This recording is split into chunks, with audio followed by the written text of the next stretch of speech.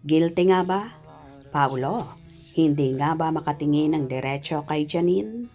Say mo eko.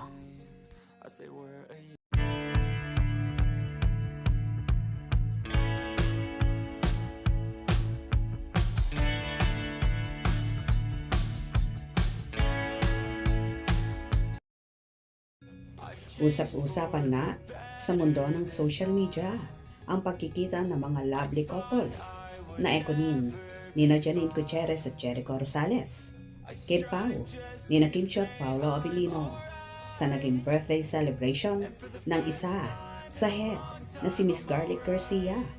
Nagkasama nga sa iisang frame ang apat kung saan samot-sari ang naging reaksyon ng kapanihan. Janine proves to herself na mabait at very open siya. Si Kim parang umiiwas kasi Janine's presence still wins at siya lang naman tong after Janine na. Isa kang basher na di mabuti. Anong gusto mo? Dapat kapit kamay sila ng Kim Pao?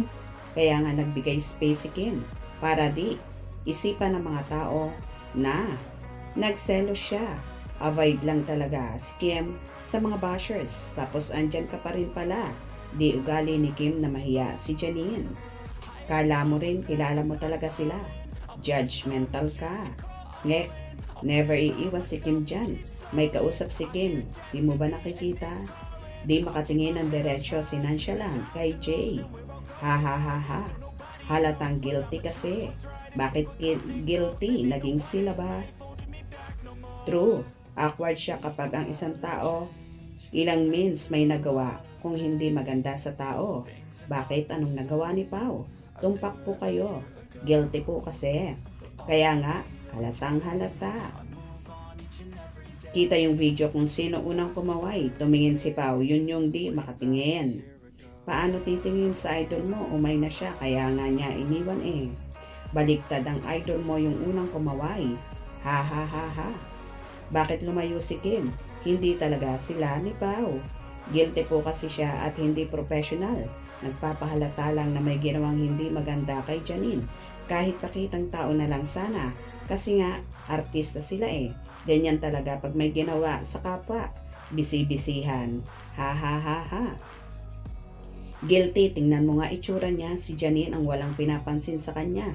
Nasa gilid samantalang kay Kim, lahat ng atensyon nila. Lola, bakit? Anong ginawa ni Kim kay Janine Gutierrez? Paliwanag mo, sino yung maraming kausap dyan?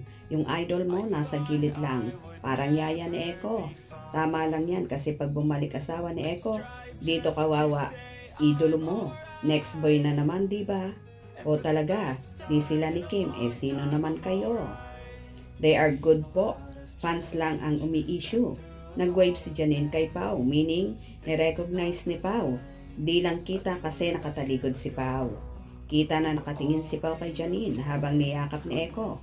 Kaya nag-hi si Janine kay Pao tapos na po. At maging happy na ang lahat. Dahil respeto ni Pao si Kim. Alam ni Pao na pag tumingin siya sigurado ang basher magsasalita na naman ng mahal ni Pao si Janine. Dahil tingin ng tingin tapos pag hindi tumingin mali pa rin. Paano kaya kung naghawakan pa rin ang Kim Pao? Ano na naman? Sasabihin ng mga bashers, takot si Kim na iwan siya ni Pao. Pambihira kayo. Ha ha ha ha. Yaan nyo na mga inggit pa rin kahit kailan. Hindi makamove on ang mga fanay ni Jay. Iyakap din kaya ni Pao si Miss Jay. Mas maganda si Janine talaga, hindi retokada. Yung isa, retokada. Yan ang hindi magandang laging may comparison, may kanya-kanyang ganda ang tao. Depende yan sa tumitingin at nakasisiguro ka ba na hindi retokada si Jay, si Kim? Kasama nyo ba sa bahay? Kung makapintas ka kay Kim, akala mo perfecto ka. Agree. As of this time, wala pang maglakas loob na producer na gumawa ng movie with Ekonin lang ang leading artist like My Love Will Make You Disappear. Wait and see, then, tsaka kayo magmalaki. Bakit si Janine pala hindi na host sa ASAP?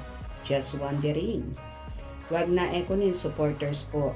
Ako kaya tigilan nyo na yan po para maging okay na ang lahat. Sus, kita mo ba siya dati? Maganda na si Kim, super flawless pa. Kaya Daming nag-aagawan sa PBB pa lang. Ikaw naman ang pinakapangit sa kanila, pati ugali mo pangit. Tingnan mo, mirror mirror ka nga day, hay, para makita mo ang kapangitan mo. Sa'yo maganda pero sa akin mas maganda ang chinita.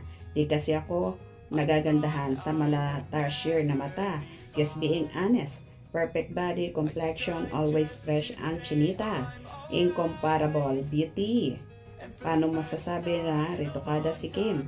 May ebidensya ka ba? Tingnan mo nga kung sinong mukhang nagparitoke sa dalawa. O diba kaloka? Kung tutuusin, wala namang issue ang Econin at ang Kim Pao tandem. Ang nag-i-issue lang talaga ay ang mga fanay.